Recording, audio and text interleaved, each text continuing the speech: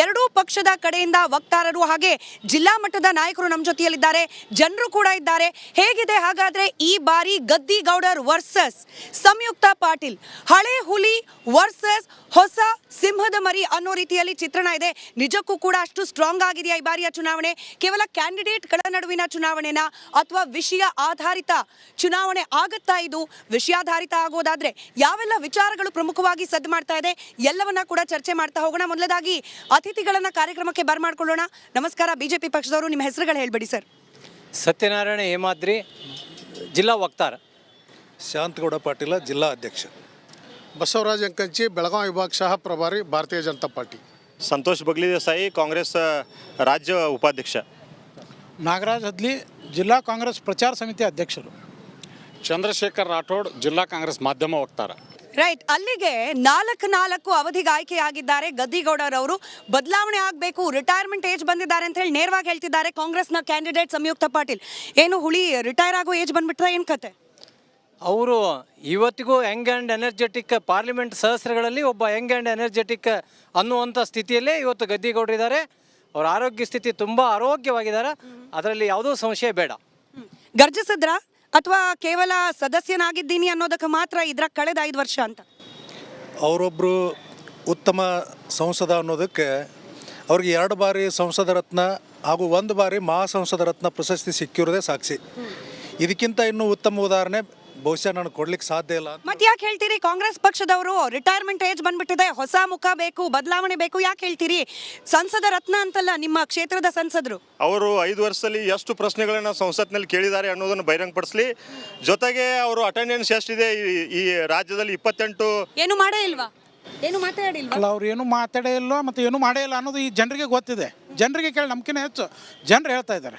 20 ವರ್ಷ ಗದ್ದಿಗೌಡರು ಎಲ್ಲಿ ಇಲೆಕ್ಷನ್ ಟೈಮ್ದಲ್ಲಿ ಅಷ್ಟು ಬಂದು ಮಿಂಚು ಮರೆಯಾಗಿ ಹೋಗ್ಬಿಡ್ತಾರೆ ಅವರು. 20 ವರ್ಷಗಳಲ್ಲಿ ಸನ್ಮಾನ್ಯ ಗದ್ದಿಗೌಡರು ಈ ಕ್ಷೇತ್ರಕ್ಕೆ ಏನು ಮಾಡಿದ್ದಾರೆ ಅಂಥೇಳಿ ಮೊದಲು ಅವ್ರ ಸಾಧನೆಗಳನ್ನು ಹೇಳಿ. 20 ವರ್ಷದ ಸಾಧನೆ, ಆ 20 ವರ್ಷದ ಸಾಧನೆ ಹೇಳಿದ ನಂತರ ಬಹುಶಃ ಅವರಿಗೆ ಸಂಸದ ರತ್ನ, ಮಹಾಸಂಸದ ರತ್ನ ಅಂತೇಳಿ ಪ್ರಶಸ್ತಿ ಕೊಟ್ಟಿದ್ದಾರೆ ಅಂತ ಹೇಳಿದರು ಅವ್ರ ಪಕ್ಷದವರು. ಅವರು ಬಾಯಿ ಮುಚ್ಕೊಂಡು ಕೂತ್ಕೊಳ್ಳಿಕ್ಕೇನೆ ಏನು ಚಟುವಟಿಕೆ ಮಾಡಿದಿರೋದಕ್ಕೆ. ಹೌದಾ ಸರ್? ಹೌದಾ? ಏನು ಕೆಲಸನೇ ಮಾಡಿಲ್ಲ, ಪ್ರಶ್ನೆನೇ ಮಾಡಿಲ್ಲ ಅಂತ ಹೇಳ್ತಿದ್ದಾರೆ. ಹಾಗಾದ್ರೆ 20 ವರ್ಷ ಏನು ಮಾಡಿಲ್ವಾ? ಇವತ್ತು ಬಾಗಲಕೋಟೆಯಲ್ಲಿ ಏನು ರಸ್ತೆಗಳ ಮೇಲೆ ಅಡ್ಡಾಡ್ತಾ ಇದ್ದಾರ, ಆ ರಸ್ತೆನೇ ಸಾಕ್ಷಿ ಸಂಸದರ ಏನು ಕೆಲಸ ಮಾಡಿದಾರೆ ಅನ್ನಕ್ಕೆ. ಆಮೇಲೆ 6-7 ಲಕ್ಷ ಮುದ್ರಾ ಯೋಜನೆ ಅಡಿ ಜನರಿಗೆ ಉದ್ಯೋಗಕ್ಕಾಗಿ ಸಾಲ ಮನ್ನಾ ಕೊಟ್ಟಿದ್ದಾರೆ. ಕೃಷಿ ಸನ್ಮಾನ ಯೋಜನೆಯಲ್ಲಿ ದಾಖಲೆಯನ್ನು ಮೀರಿದ್ದಾರೆ. ಫಸಲ್ ಬಿಮಾ ಯೋಜನೆಯಲ್ಲಿ ಕೂಡ ದಾಖಲೆಯನ್ನು ಮೀರಿಸಿದ್ದಾರೆ. ರೈತರ ಸಹಾಯಕ್ಕಾಗಿ ಬಂದಿದ್ದಾರೆ ಅವರು. ಇಂಥ ಹಲವಾರು ಯೋಜನೆಗಳನ್ನು ತೆಗೆದುಕೊಂಡು ಬಂದು ನಿರಂತರ ಜನರ ಮಧ್ಯೆ ಇರುವಂಥ ಯಾವುದಾದ್ರೂ ವ್ಯಕ್ತಿ ಇದ್ದರೆ, ಸರಳ ಸಜ್ಜನಿಕೆ ಒಂದು ಸಣ್ಣ ಬಾಲಕ ಫೋನ್ ಮಾಡಿದರೂ ಅವರಿಗೆ ರೆಸ್ಪಾನ್ಸ್ ಮಾಡುವಂಥ ಯಾವುದಾದ್ರೂ ಸಂಸದ ರಾಜ್ಯದಲ್ಲಿದ್ದರೆ ಅದು PC ಗದ್ದಿಗೌಡ. ಮಾಡ್ಸೋಣ ಸರ್, ಲೈವಲ್ಲಿ ಫೋನ್ ಮಾಡಿಸ್ಬಿಡೋಣ, ರಿಸೀವ್ ಮಾಡ್ತಾರಾ? ಜನರ ಕೈಲಿ ಮಾಡ್ಸೋಣ. ಮಾಡ್ರಿ ಸರ್, ಮಾಡ್ರಿ, ನೀವೇ ಫೋನ್ ಮಾಡ್ರಿ, ನಂಬರ್ ಹೇಳ್ತೀನಿ, ನಾ ಫೋನ್ ಮಾಡ್ರಿ. ಮಾಡ್ತಾರೆ. ಜನರನ್ನು ಕೇಳ್ತೀನಿ ನಾನು, ಮುದ್ರಾ ಯೋಜನೆಯಲ್ಲಿ ಲೋನ್ ಸಿಕ್ಕಿದೆಯಂತೆ, ರಸ್ತೆಗಳು ಬಹಳ ಚೆನ್ನಾಗಿದೆಯಂತೆ, ಹೌದಾ? ಹೆಂಗಿದೆ ನಿಮ್ಮ ಕ್ಷೇತ್ರ? ಅಭಿವೃದ್ಧಿ ಆಗಿದೆಯಾ? ಬಾಗಲಕೋಟೆಯಲ್ಲಿ ಏನೂ ಆಗಿಲ್ರಿ, ಯಾರು ಬಂದರೂ ಏನು ಮಾಡೋಕ್ಕಾಗಲ್ರಿ. ಯಾಕೆ? ಅದೇನು ರಸ್ತೆ ಮೇಲೆ ಏನಿಲ್ಲ, ರಸ್ತೆ ಎಲ್ಲ ಗುಂಡಿ ಬಿದ್ದವ್ರು, ಏನು ತೊಗೊಂಡು ನೋಡ್ರಿ. ಏನೂ ಆಗಿಲ್ಲ ಅಭಿವೃದ್ಧಿ? ಏನಾಗಿಲ್ಲ ಮೇಡಮ್, 20 ವರ್ಷದಿಂದ ಯಾವುದೇ ಅಭಿವೃದ್ಧಿ ಆಗಿಲ್ಲ. ಏನೂ ಆಗಿಲ್ಲ ಅಭಿವೃದ್ಧಿ. ಕುಡ್ಚೇರಿಯಲ್ಲಿ ಅಲ್ಲಿ ನಿಂತಿದೆ ಮೇಡಮ್, ಕುಡ್ಚಿ ಟ್ರ್ಯಾಕ್ ಆಯ್ತು, ರೈಲ್ವೆ ಆಯ್ತು, ಅಲ್ಲಿ ನಿಂತಿದ್ದ, ಇನ್ನು ಮುಂದೆ ಹೋಗಿಲ್ಲ ಅದು. ಎಲ್ಲ ಕೆಲಸ ಮಾಡಿದ್ದಾರೆ. ನಮ್ಮದು ಹೊಲದಲ್ಲಿ ಎಲ್ಲ ಬೋರ್ವೆಲ್ ಗಿಲ್ವೆಲ್ ಹಾಕಿಸ್ಕೊಟ್ಟಿದ್ದಾರೆ, ಚೆನ್ನಾಗಿ ಕೆಲಸ ಮಾಡಿದ್ದಾರೆ. ಹಾಂ, ಮಾಡಿದ್ದಾರೆ. ಏನು ಬಾಕಿನೇ ಇಲ್ಲ? ಏನಿಲ್ಲ, ರೋಡ್ ಗಿಡ ಚೆನ್ನಾಗಿದ್ದಾವೆ. ಎಲ್ಲ ಚೆನ್ನಾಗಿದೆ. ಹಾಂ, ರೋಡ್ ನಾವು ಆ್ಯಕ್ಚುಲಿ ಡ್ರೈವರ್, ನನಗೆ ಒಳ್ಳೇದು ಮಾಡಿದ್ದಾರೆ. ನಾವು ಎಲ್ಲಾರ ಟ್ರಾಫಿಕ್ ಇಲ್ಲ, ಏನಿಲ್ಲ. ನೀವೇನು ಹೇಳ್ತೀರಿ ಸರ್? ಸರ, ಗದ್ದೆಗೌಡರು ಒಟ್ಟು ನಮ್ಮ ಊರಿಗೆ ಹೆರ್ಕಲ್ ಬಂದೇ ಇಲ್ರಿ ಒಂದ್ಸಲನು. ರೋಡ್ ಸರಿಯಾಗಿಲ್ಲ. 20 ವರ್ಷ ಸಂಸದರಾದ ಮೇಲೆ ಒಂದು ದಿನನೂ ಬಂದಿಲ್ಲ ಹೆರ್ಕಲ್ಕ. ಹಾಂ, ಒಟ್ಟ ಬಂದಿಲ್ಲ. ಯಾರೋ ಹೇಳಿದ್ರಪ್ಪ, ಫೋನಿಗೆ ಸಿಗ್ತಾರೆ, ಬರ್ತೀನಿ ಫೋನಿಗೆ ಸಿಗ್ತಾರೆ ಅಂತ. ಅವ್ರು ಯಾವ್ದು ಸರ್? ನಿಮ್ಮ ಊರು ಯಾವ್ದು ಸರ್? ಸರ್ ನಿಮ್ಮ ಊರು ಯಾವುದು? ಯರ್ಕಲ್ಲಿಗೆ ಅಂದ್ರೆ ಬಾಗಲಕೋಟೆಗೆ ಸಂಬಂಧಪಟ್ಟಿದ್ದಲ್ಲ ಯರ್ಕಲ್ಲು. ನೋಡಿ ಮೇಡಮ್, ನಾನು ನಿಮ್ಮ ಮುಖಾಂತರ ತಿಳಿಸ್ ಬಯಸ್ತಾ ಇದ್ದೀನಿ, ಅವ್ರು ಜನರ ಹತ್ರ ಹೋಗಿರ್ಲಿಲ್ಲ ಅಂದ್ರೆ, ಜನರ ಹತ್ರ ಕೆಲಸ ಮಾಡಿರಲಿಲ್ಲ ಅಂದ್ರೆ, ಅಭಿವೃದ್ಧಿ ಕೆಲಸ ಮಾಡಿರಲಿಲ್ಲ ಅಂದ್ರೆ, ಸತತವಾಗಿ 4 ಬಾರಿ ಗೆದ್ದು ಈಗ 5ನೇ ಬಾರಿಗೂ ಕೂಡ ಗೆಲ್ಲೋದು ನಿಶ್ಚಿತ. ಎಲ್ಲ ಜನರುಗಳನ್ನ ಹತ್ರ ಕೇಳ್ಬೋದು. ಅದು ಮಾಡ್ಲಾರ್ದ ಎಲ್ಲ ಕಡೆ ಕೇಳಿ, ಅವ್ರು ಮಾಡ್ಲಾರ್ದನ್ನ 4 ಅವಧಿ ಗೆಲ್ಲಕ್ಕೆ ಸಾಧ್ಯ ಇಲ್ವಲ್ಲ? 4 ಅವಧಿ ಗೆದ್ದಿದಾರಲ್ಲ ಸತತವಾಗಿ. ಒಂದು ಅದೇನು ಪುಣ್ಯಕೋಟಿ ಹಸು ಇದ್ದಂಗ, ಮುಂದೆ ಬಂದ್ರೆ ಹಾಯಂಗಿಲ್ಲ, ಹಿಂದೆ ಬಂದ್ರೆ ಅದೇಂಗಿಲ್ಲ. ಸರಳ ಸಜ್ಜನ ರಾಜಕಾರಣಿ ಅಂತ ಹೆಸರು ಪಡ್ಕೊಂಡಾರೆ. ಸರಳ ಸಜ್ಜನ ರಾಜಕಾರಣಿ ಅಂತ ಸರಳ ಸಜ್ಜನಿಕೆ ಸಜ್ಜನಿಕೆಯ ರಾಜಕಾರಣಿ ಬಂದೆ ಸರಳ ಸಜ್ಜನಿಕೆಯ ರಾಜಕಾರಣಿ. ಅಲ್ಲಲ್ಲ, ಮುಂದೆ ಬಂದ್ರೆ ಹಾಯಲ್ಲಂತೆ, ಹಿಂದೆ ಬಂದ್ರೆ ಒದಿಯಲ್ಲಂತೆ. ಏನ್ ಮಾಡ್ತಾರ ಹಂಗಾರೆ? ಮಿಲಿಟರಿ ಅವ್ರು ಬಂದಾಗ ಅವಾಗ ಮೊದಲ ಗುಂಡಿಂದ ಅಬಕಾರ ಇದ್ದಿಲ್ರಿ. ಇವಾಗ ಬರೀ ಹಣದ ಲೆಕ್ಕ ಕೊಡ ಅಂತ ಅಂದ್ರಲ್ಲ, ಇವಾಗ ಇದ್ರನ್ರಿ ಅವ್ರು ಕಾಂಗ್ರೆಸ್ ಸರ್ಕಾರ ಇದ್ರನ್ರಿ, ಅವಾಗ ಇದ್ದಿದ್ದಿಲ್ಲ. ಈಗ ಅಕ್ಕಿ ಯಾರು ಕೊಡ್ತಾರ್ರಿ? ಬರೀ ನಮ್ಮ ಹೆಸರು ಹೇಳ್ಕೊಂಡು ಅಡ್ಡಾಡ್ತಾರ. ನಾ ಕೊಡಾಕತ್ತೀನಿ ಅಂತ. ಯಾರು ಕೊಡ್ತಿದಾರ ಅಕ್ಕಿ? ಅಕ್ಕಿ ಯಾರು ಕೊಟ್ರು? ಯಾರು ಕೊಡಾಕತ್ತಾರೆ? ಮೋದಿ ಕೊಡ್ತಾರೆ ಅಕ್ಕಿ. ಅಲ್ಲ, ಬರೀ ಕಾಂಗ್ರೆಸ್ ಪಕ್ಷ. ಗದ್ದಿಗೌಡ್ರ ಬಗ್ಗೆ ಒಂದು ಕಪ್ಪು ಚಿಕ್ಕ ತೋರಿಸ್ಬಿಡ್ರಿ.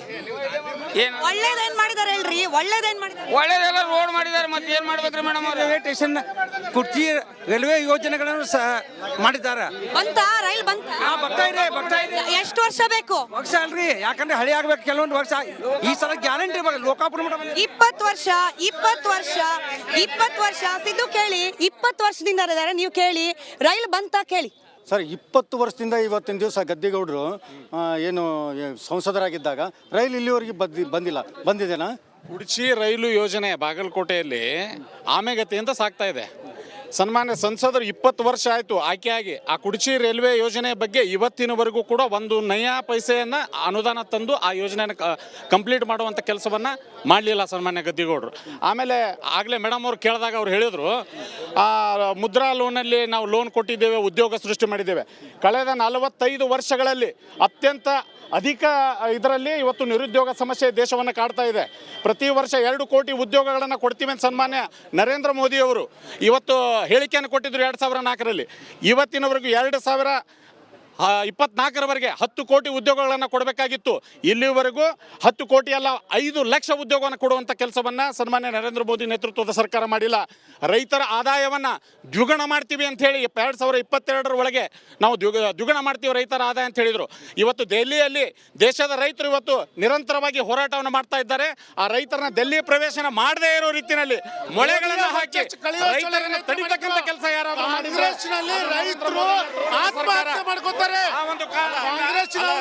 ರೋಡ್ ಮಾಡಿವಿ ಅಂತ ಹೇಳ್ತಾರ. ರೋಡ್ ಮಾಡಿದ್ದು 2 ನಂಬರ್ದ ರೋಡ್ ಶಿರೋಳದಿಂದ ಕ್ರಾಸ್ ವರ್ಗು. ಆ ರೋಡಿನ ಗುಣಮಟ್ಟ ನೋಡಿದ್ರೆ ಇವತ್ತ ಚುನಾವಣೆ ಬಂದಾಗ ರೋಡಿನ ಕಾಮಗಾರಿ ಪ್ರಾರಂಭ ಮಾಡ್ತಾರ. ಆ ಕಳಪೆ ಕಾಮಗಾರಿಯನ್ನ ನೀವೇ ಅಡ್ಡಾಡಿದ್ರೆ ಅಲ್ಲಿ ಗೊತ್ತಾಗತ್ತೆ. ಕಳಪೆ ಕಾಮಗಾರಿ ರಸ್ತೆಯನ್ನು ಮಾಡಿ ಇವತ್ತು ರಸ್ತೆ ಮಾಡಿದ್ವಿ ಅಂತ ಹೇಳಿ ಸುಳ್ಳು ಹೇಳ್ತಾ ಇದ್ದಾರೆ. ದೆಹಲಿಯಲ್ಲಿ ರೈತ ಹೋರಾಟ ಅದು ಒಂದು ಜುಮ್ಲಾ ಅಲ್ಲ, ಅಂತಾರಾಷ್ಟ್ರೀಯ ಮಟ್ಟದ ಒಂದು ಕೃಪಾಪೋಷಿತ ಕಾಂಗ್ರೆಸ್ಸಿನ ಟೂಲ್ ಕಿಟ್ಟಿನ ಮುಂದುವರೆದ ಭಾಗ. ಅವ್ರು ಆ ರೈತರು ಯಾವ ಕಾರ್ನಲ್ಲಿ ಬರ್ತಾರ? ಬೆಂಜ್ ಕಾರ್ನಲ್ಲಿ ಬರ್ತಾರ. ಅವು ವಿಡಿಯೋಗಳು ಸರ್ಕ್ಯುಲೇಟ್ ಆಗಿದಾವು. ನಿಜವಾದ ರೈತ ಯಾಕೆ ರೈತರು ಬೆಂಚ್ ಕಾರ್ ಇಟ್ಕೊಳಂಗಿಲ್ಲ? ಎಲ್ಲರೂ ಒಬ್ಬ ಸಾಮಾನ್ಯ ರೈತ ಅಲ್ಲಿ ಬರ್ತಾ ಇಲ್ಲ. ಅಲ್ಲಿ ಎಲ್ಲ ವ್ಯವಸ್ಥೆಗಳನ್ನ ತಾವು ವಿಡಿಯೋಗಳ ಮುಖಾಂತರ ನೋಡಿದಿರಾ? ಜನನ್ ಕೇಳೋಣ. ರೈತರಿಗೆ ಅನುಕೂಲ ಆಗಿದ್ಯಾ? ಗದ್ದಿಗೌಡ್ರು ಏನ್ ಮಾಡಿದಾರೆ ರೈತರಿಗೆ? ನನಗೆ ಏನು ಮಾಡ್ಯಾರ ಅವರು? ಈಗ 5 ಮೀಟರ್ ಯಾಕೆ ಡ್ಯಾಮ್ ಏರ್ಸಿಲ್ಲ? ಮುಳುಗಡೆ ಎಷ್ಟು ಸಾಯ್ತಾರೆ ಜನ. ಹೋಗಿ ಬರ್ರಿ, ಕರ್ಕೊಂಡು ನಿಮಗೆ ಎಷ್ಟು ಜನ ಕೂಳು ನೀರೆಲ್ಲ ಸಾಕಾಯ್ತಾರ. ಊರು ಬಿಟ್ಟು ಹೋಗ್ತಾರ. ಅದ್ರ ಬಗ್ಗೆ ಏನ್ ಮಾಡಿದ್ರಿ?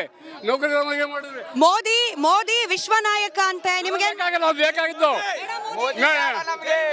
ಮೋದಿ ಬೇಡ.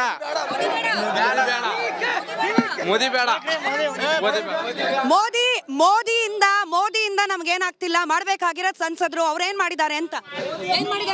ಸಂಸದರು ಏನ್ ಮಾಡಿದಾರೆ ಅನ್ನಕ್ರಿ, ಇದನ್ನು ಸರಸ್ವತಿ ನಗರ ಅಂತಾರೆ ಬಾಗಲಕೋಟೆನ. ಇದು ಶಿಕ್ಷಣ ಕ್ರಾಂತಿ ಅಂತಾರೆ ಇಲ್ಲಿ. ಇದು ನಗರನ 4 ಸಲ ಆರ್ಸಕ್ಕೆ ನಾವು ಯಾರಿಲ್ಲ, ಅಪಬುದ್ಧರು ಯಾರು ಇಲ್ಲ. ಎಲ್ಲರೂ ಶಿಕ್ಷಣ ಕಲ್ತವ್ರು ಇದೀವಿ. 4 ಸಲ ಬಂದಲ್ಲ ಹಗರ ಕೆಲಸ ಅಲ್ರಿ. ಮೋದಿಯವ್ರು ಯಾವ